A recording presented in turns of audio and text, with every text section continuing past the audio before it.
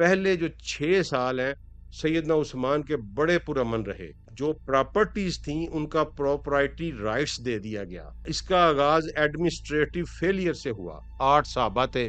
جو کہ سیدنا عمر کے ساتھ آرگو کر رہے تھے۔ یہ اتنا بڑا مسئلہ تھا کہ جب سیدنا عمر شام کے دورے پر تشریف لے گئے تو وہاں اس پہ شورا کا اجلاس ہوا، اور شورا نے جو ہے اس کے اوپر سیدنا عمر کے ساتھ اچھی خاصی بحث کی۔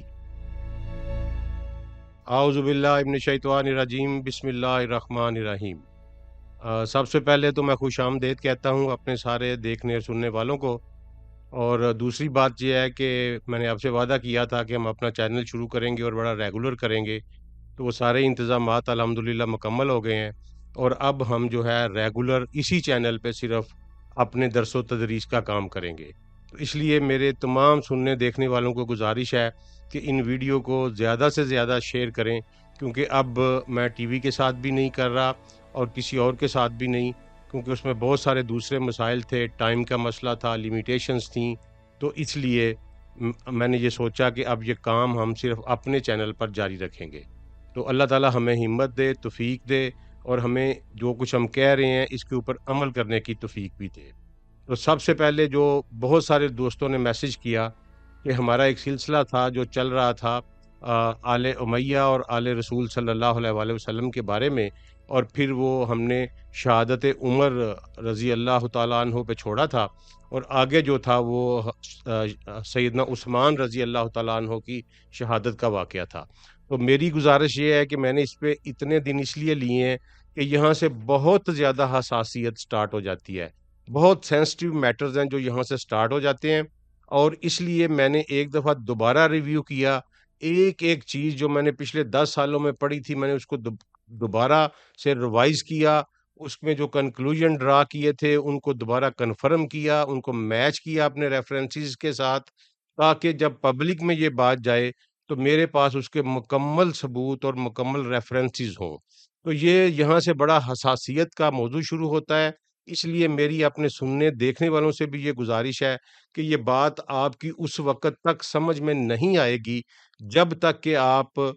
اپنے ذہن کو فرقہ واریت سے اوپر نہیں لے جائیں گے۔ لیکن یہ بات میں آپ کو یقین کے ساتھ کہتا ہوں کہ میں نے نبی کریم صلی اللہ علیہ وآلہ وسلم کی ذات کو اور قرآن پاک کے احکامات کو کرائیٹیریا بنا کے یہ سارا کچھ جو ہے یہ انفرنس ڈرائیو کیے ہیں۔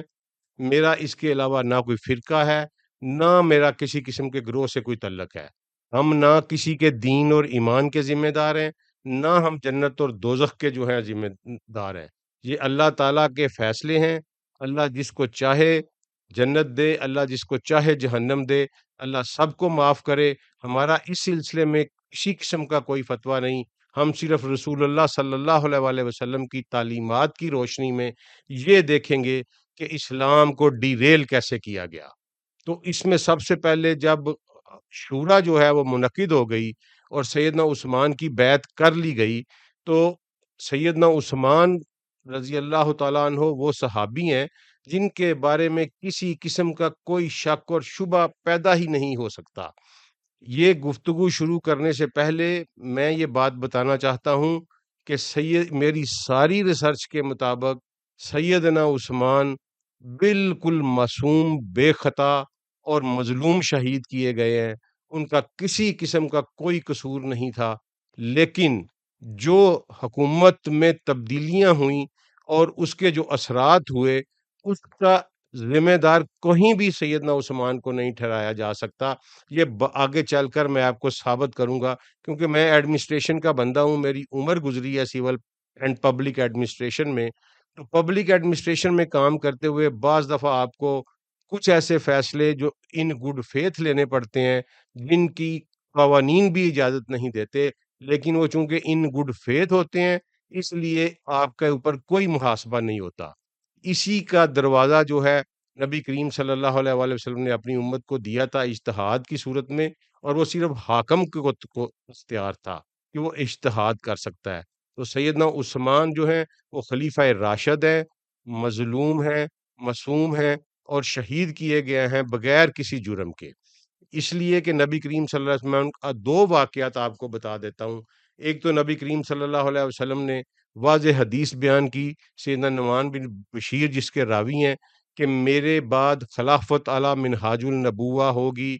اور پھر دوسری حدیث میں پتہ چلا کہ یہ خلافت منہاج النبوہ جو ہے یہ 30 سال رہے گی۔ تو نبی کریم صلی اللہ علیہ وآلہ وسلم کے قول کے مطابق سیدنا عثمان غنی رضی اللہ عنہ کا جو دور ہے وہ خلافت علی منہاج النبوہ میں شامل ہوتا ہے، اس لیے کسی قسم کا شک نہیں کیا جا سکتا۔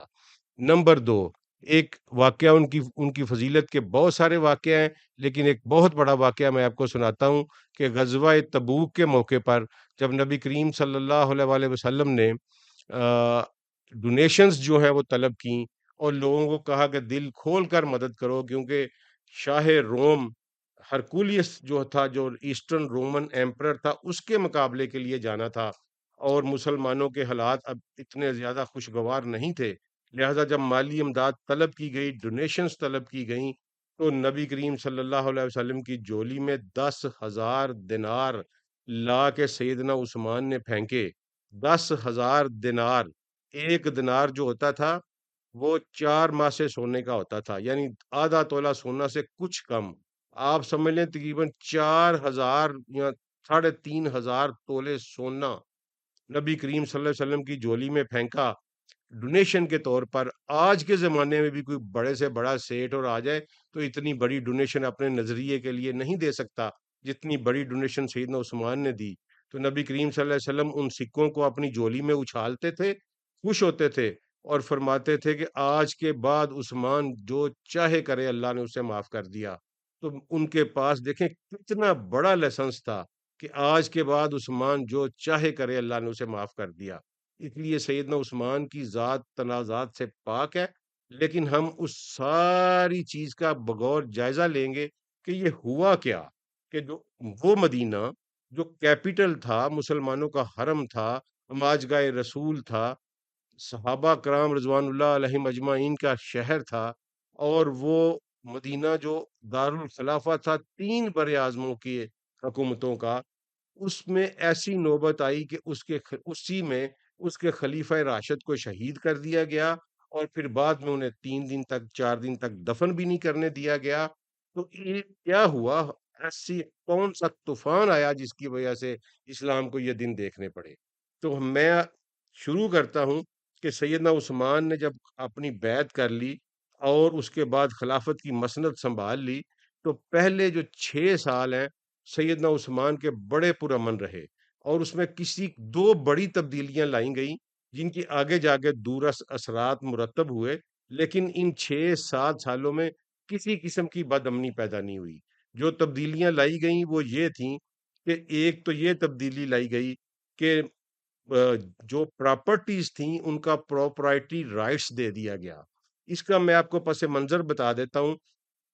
کہ جب مسلمان کی افواج باہر نکلیں، صحابہ نے مختلف علاقے فتح کیے، زرخیز علاقے تھے، بڑی بڑی زرعی زمینیں، بڑی بڑی جگیریں جو تھیں ان پر قبضہ ہوا، تو وہاں جا کے یہ صورتحال پیدا ہوئی، اور صحابہ کا یہ موقف تھا کہ یہ ساری کی ساری زمینیں جو ہیں ان کی پراپرٹی رائٹس جو ان کے فتح کرنے والی فوجیں ہیں ان کو دے دینے چاہیے۔ سیدنا عمر فاروق نے ان کی مخالفت کی اور کہا کہ نہیں، یہ صرف آپ کو کاشتکاری کے لیے دی جا سکتی ہیں، جس کا آپ رینٹ یا خراج یا ٹھیکہ پے کرو گے، پراپرائٹی رائٹس یا مالکانہ حقوق پر یہ زمینیں نہیں دی جا سکتی، کیونکہ آگے امت قیامت تک نبی صلی اللہ علیہ وسلم کی آنی ہے، تو اس طرح اگر زمینیں بانٹ دی جائیں تو آگے آنے والے مسلمانوں کا کون پرسان حال ہوگا۔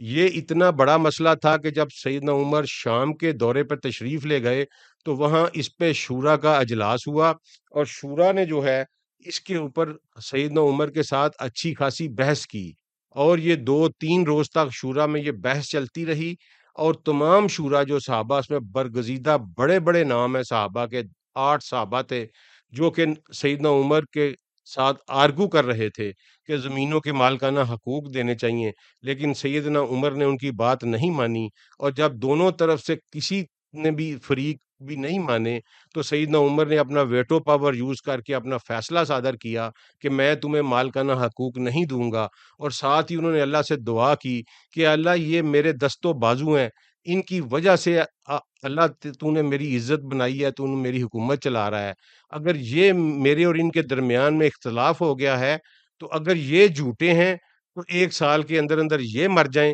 اور اگر میں جھوٹا ہوں تو 1 سال کے اندر اندر میں مر جاؤں۔ اب یہ تاریخ کی ستم ظریفی دیکھیے، ایک حسن اتفاق دیکھیے، یا حضرت عمر کی دعا کا اثر دیکھیے کہ 1 سال کے اندر اندر وہ 8 کے 8 جلیل القدر صحابہ اللہ کو پیارے ہو گئے۔ وجہ کچھ بھی ہوئی، لیکن یہ ایک ہسٹوریکل فیکٹ ہے کہ لیکن سیدنا عمر نے زمینوں کے مالکانہ حقوق جو ہیں وہ نہیں دیے، تو سیدنا عثمان نے آتے ہی یہ جو مالکانہ حقوق والا مطالبہ تھا اس کو تسلیم کر لیا، اور وہ زمینیں جو ہیں وہ پراپرائٹی رائٹس پہ الاٹ کر دی۔ ایک یہ فیصلہ ہوا۔ دوسرا فیصلہ جو سیدنا عثمان نے آتے ہی کیا وہ یہ کہ سیدنا عمر نے شام جو ملک تھا، جو کہ کیسرے روم سے فتح کیا گیا تھا، ایسٹرن رومن ایمپرر سے چھینا گیا تھا، اس کو 4 گورنریوں میں تقسیم کیا، ایک دمشق کی، ایک حمص کی، ایک کینسرین کی، اور ایک آ، اس کی جابیہ کی یا فلسطین کی۔ اب یہ 4 حصوں میں ڈیوائیڈڈ تھا یہ پورا ملک جو شام کا تھا، اور 4 مختلف گورنر تھے۔ اب میں تھوڑا سا چونکہ ایڈمنسٹریشن کا بندہ ہوں، اور یہ جو کچھ بھی ہوا اس کا آغاز ایڈمنسٹریٹو فیلئر سے ہوا، تو میں آپ کو اس کا تھوڑا سا پس منظر بتاتا چلوں کہ اس وقت پولیٹیکلی ایڈمنسٹریٹیولی سسٹم کیا تھا۔ جب نبی کریم صلی اللہ علیہ وآلہ وسلم کا دور تھا اور آخری سال تھے، جب جزیرت العرب کے اوپر نبی کریم صلی اللہ علیہ وسلم کی فتح مکمل ہو گئی، تو نبی کریم صلی اللہ علیہ وآلہ وسلم نے ڈفرینٹ علاقوں میں اپنے نمائندہ بھیجے، جن کو عامل کا نام دیا گیا۔ عامل کلیکٹر کو کہتے ہیں، جس طرح ہمارے ہاں ڈسٹرکٹ کلیکٹر ڈی سی ہوتا ہے، اس طرح عامل کہتے ہیں۔ تو نبی کریم صلی اللہ علیہ وآلہ وسلم نے وہ عامل قبائل پر بھی مقرر کیے اور علاقوں پر بھی مقرر کیے، اور ان کا کام یہ تھا، ایک تو وہ دین کی تعلیم دیتے تھے وہی عمل، اور دوسرا وہ ریونیو کلیکٹ کرتے تھے، اور اسلام کا ریونیو آپ کو پتہ ہے کہ زکوٰۃ اور عشر ہے، تو وہ اس ریونیو کلیکٹ کرتے تھے اور ساتھ دین کی تعلیم دیتے تھے۔ سیدنا ابوبکر صدیق کا جب دور آیا تو یہ سارا نظام پلٹ گیا، پورے عرب نے بغاوت کر دی، اور پھر پورے 2 سال سیدنا ابوبکر صدیق کو اس کو سالیڈیفائی کرنے میں لگ گئے، اور کوئی نیا سسٹم جو ہے وہ نہ بن سکا۔ جب سیدنا عمر کا دور آیا اور اسلام جو ہے وہ عرب کی حدود سے باہر نکلا اور اس نے بڑے بڑے علاقے فتح کر لیے، تو اس کے بعد سیدنا عمر نے ایک سسٹم ترتیب دیا کہ امیر المومنین وہ خود تھے۔ امیر المومنین کا ٹائٹل آپ کی اطلاع کے لیے عرض کروں کہ سب سے پہلے سیدنا عمر فاروق نے استعمال کیا۔ سیدنا ابوبکر صدیق کو امیر المومنین نہیں کہا جاتا تھا، ان کو خلیفۃ الرسول کہا جاتا تھا، لیکن مسلمانوں نے باہم مشورہ ہو کے کہا کہ یہ خلیفۃ الرسول بہت بڑا ٹائٹل بن جاتا ہے، لہٰذا سیدنا عمر کے لیے شورا کا اجلاس ہوا کہ کیا نام رکھا جائے، تو سید مولا علی کرم اللہ وجہ کے مشورے کے اوپر سیدنا عمر کے لیے امیر المومنین کا ٹائٹل چنا گیا۔ تو وہ امیر المومنین تھے۔ امیر المومنین نے اپنی سلطنت کو مختلف صوبوں میں ڈیوائیڈ کیا، اور ہر صوبے کے اوپر ایک امیر مقرر کیا، اس کو امیر کہا جاتا تھا، جس کو آج آپ کہہ لیں گورنر۔ تو وہ امیر مصر، امیر شام، امیر دمشق، امیر حمص، امیر بحرین، اس طرح امیر مکہ، اس طرح یہ امیر مقرر ہوئے، اور ان امیر کے نیچے صوبے کو چھوٹے چھوٹے ڈسٹرکٹس میں ہئی کہتے تھے، ڈفرینٹ احیاء میں تقسیم کیا گیا، اور ہر احیائی کے اوپر ایک عامل ہوتا تھا، اور وہ عامل جو تھا وہ کلیکٹر ہوتا تھا، سمجھ لیں کہ اس علاقے کا ڈی سی ہوتا تھا، اور وہ ریونیو کلیکشن کرتا تھا،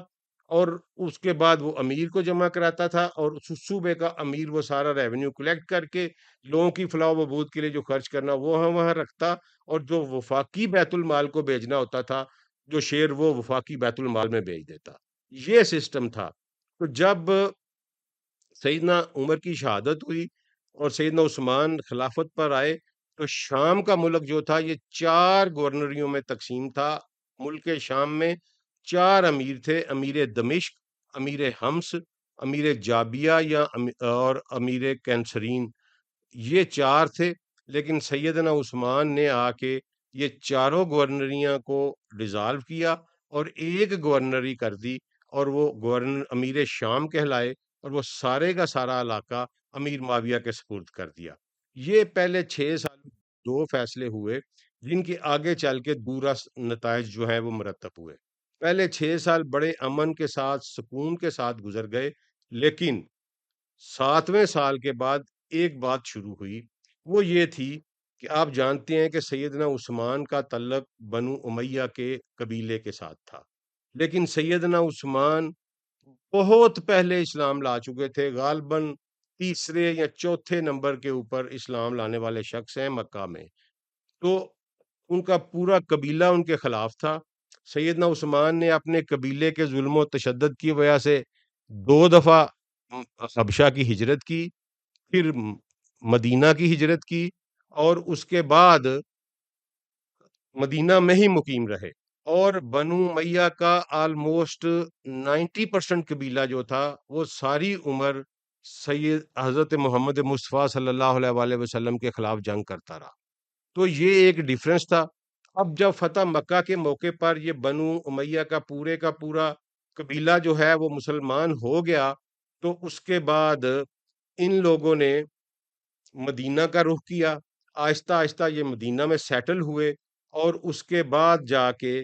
کہیں آہستہ آہستہ یہ مسلمانوں کے اندر نفوذ اختیار کرنے لگے، لیکن مسلمانوں نے ان بنو امیہ کے جو بڑے بڑے سردار تھے، جنہوں نے رسول اللہ صلی اللہ علیہ وآلہ وسلم کے خلاف جہاد کیا،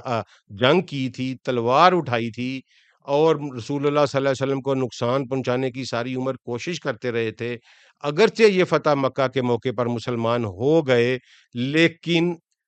مسلمانوں نے کبھی بھی ان کو دل سے قبول نہیں کیا تھا، اور ان کو اچھی طرح سے کوئی اچھا سلوک ان کے ساتھ نہیں کرتے تھے۔ تو یہاں ہم بات کرتے ہیں، باقی معاملات جو ہیں وہ اگلی قسط میں ہم دیکھیں گے کہ بنو امیہ کے جو تھے لوگ، وہ کس طرح اقتدار کی سیڑھی کے اوپر چڑھے۔ تو باقی انشاءاللہ نیکسٹ ایپیسوڈ میں۔ بہت شکریہ۔